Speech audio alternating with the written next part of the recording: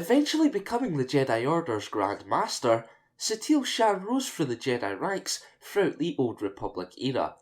Born as a descendant of Revan and Bastila Shan, Satele was a powerful Force user, eventually leading the Jedi in countless major battles. Her life was definitely eventful, and it was full of conflict.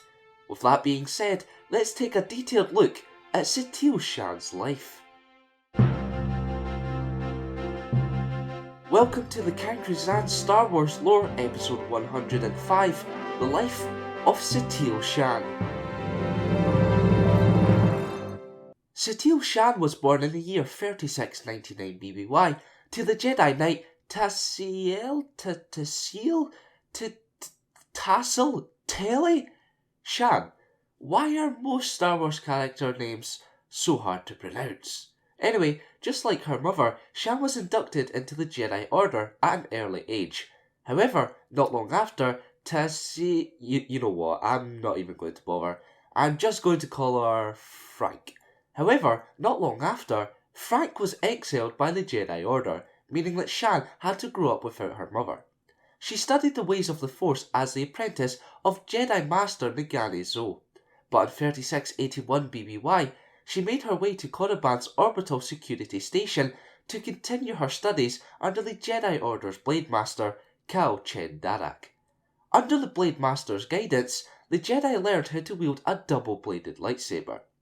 Using the lightsaber she constructed herself, Shan was guided by her new master in partially completing the Jedi trials. Around this time, the reconstituted Sith Empire began attacking Outer Republic-held territories, officially kicking off the Great Galactic War.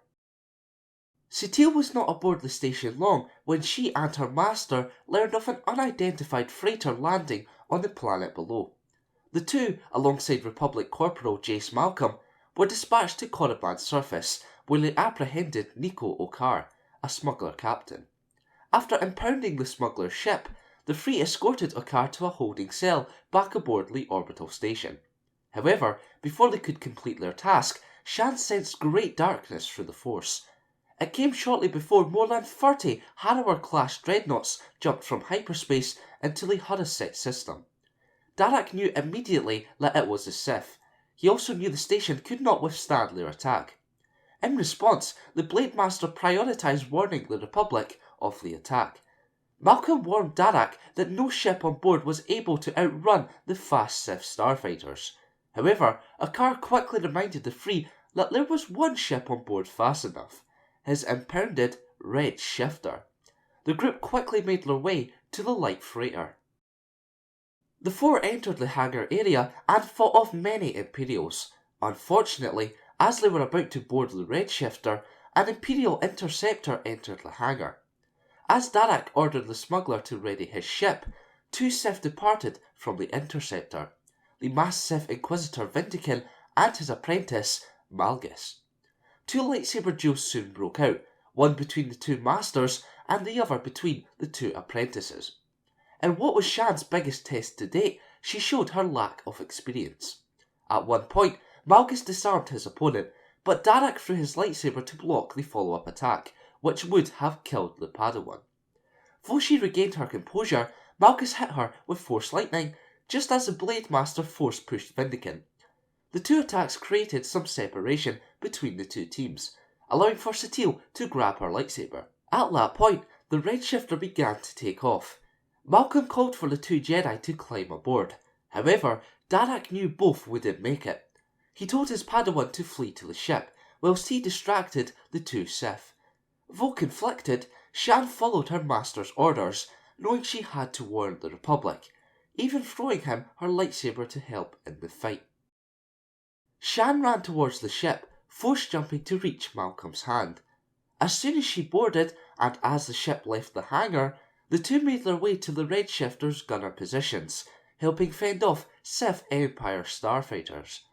As the three made their way through the ashes of Kor asteroid belt, Satele felt a disturbance in the Force. She knew her master had been killed. Though saddened, Shan had to quickly bring herself together. She had a job to do.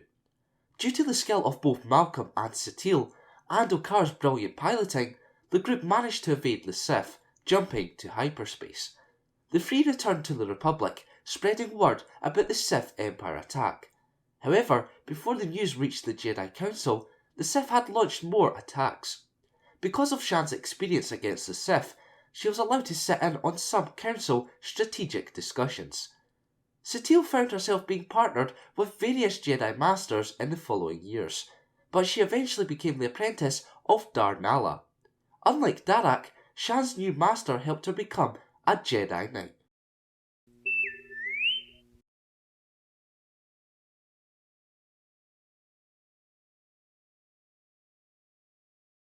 Shan travelled to Alderaan in 3667 BBY, investigating rumours of Imperial spies being housed by some of the planet's higher-ups. Unfortunately, the Empire invaded Alderaan during her time there. She immediately ran towards the royal palace to protect the Queen. However, the building was already destroyed.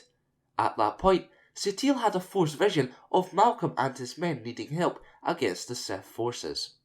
After requesting reinforcements, the Jedi ran towards the Duran Mountains.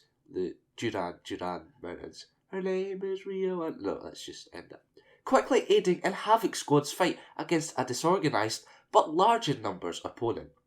Just before Malcolm could be killed by 3 Sith warriors, Shan came to his aid, using a powerful telekinetic blast before finishing off all 3 with her lightsaber.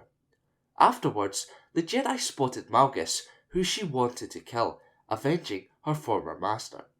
Though both had become stronger than their previous encounter, Malgus had ascended to the rank of Sith Lord.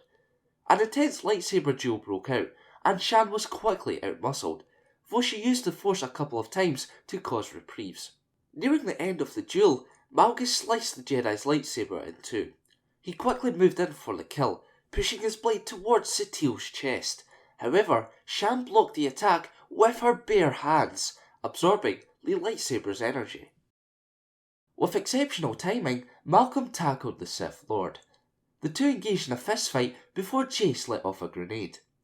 Though Malgus used the Force to avoid most of the blast damage, he was hit by a powerful Force blast from Shan not long after, throwing him into a nearby cliffside.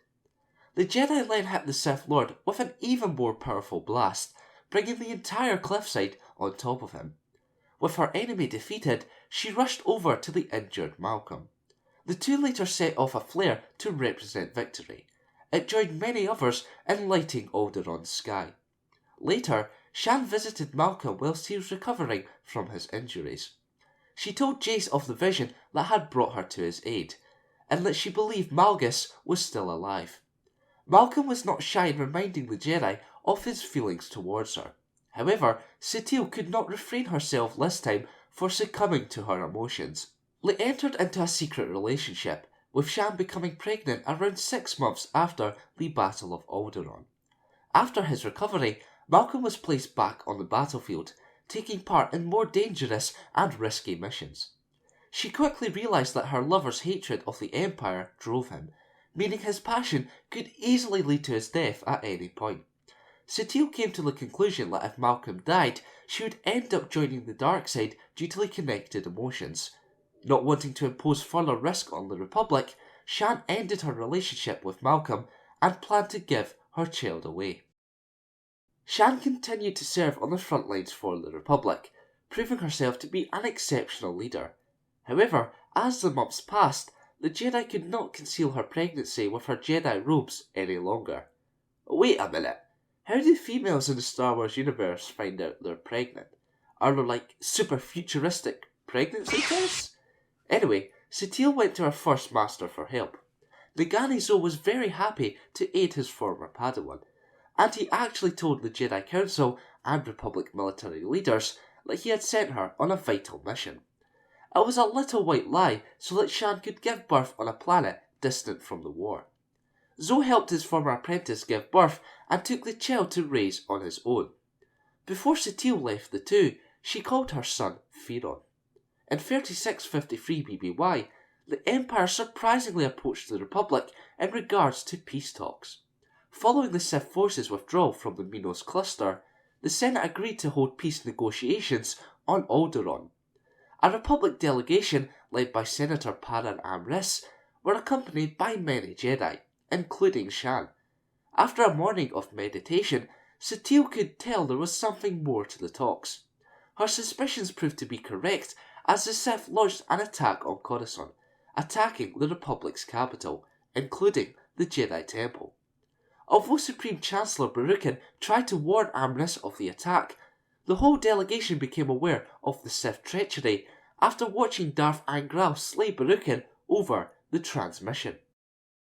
In response, Shan charged the Empire ambassador, Darth Banas. However, he blocked the attack, reassuring Amris that peace talks would continue, though heavily swaying in the Empire's favour due to their possession of Coruscant. The Republic were forced into signing the Treaty of Coruscant, which stipulated they withdraw all their forces from every battlefield across the galaxy. Shan fled to Dantooine. Later, she came across her former master, Darnala, which surprised her. Shan thought she was dead. She helped the Togruta fight against many Sith troopers, Angral and Barriss. Afterwards, Barriss revealed to Shan that the treaty was to show the Jedi their own hypocrisy and hatred of the Sith. Darnala seemed to prove this point, as she revealed she was behind 2 attacks against the Republic. Following this, Barriss tried to have her join the Sith, stating that she was destined to join the Empire. However, Shan shot down the idea, knowing she was just being manipulated. Before they departed ways, Barriss stated once more that her future was with the Sith.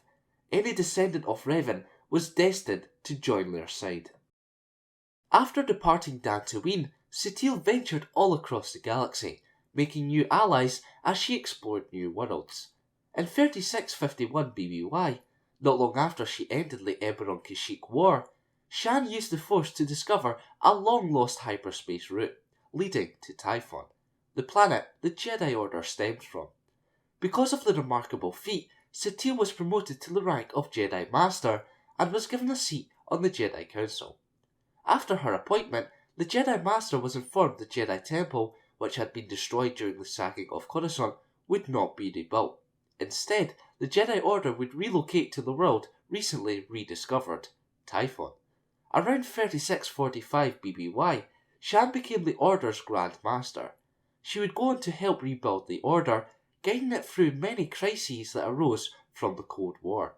In addition, she trained a Padawan named Shigar Konshe. She helped him reach the rank of Jedi Knight. A little while later, Shan was approached by a young, tall, dark-haired man who presented Master Zo's lightsaber, claiming he died honourably whilst defending others. From the information, Shan was able to recognise the man as her son, Theron.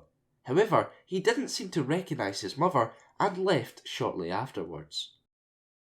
When the calm of the Cold War began to erupt, Satele worked closely with the Republic Emergency Response Corps. Their aim was to maintain peace and save the lives of all innocent citizens living in the galaxy.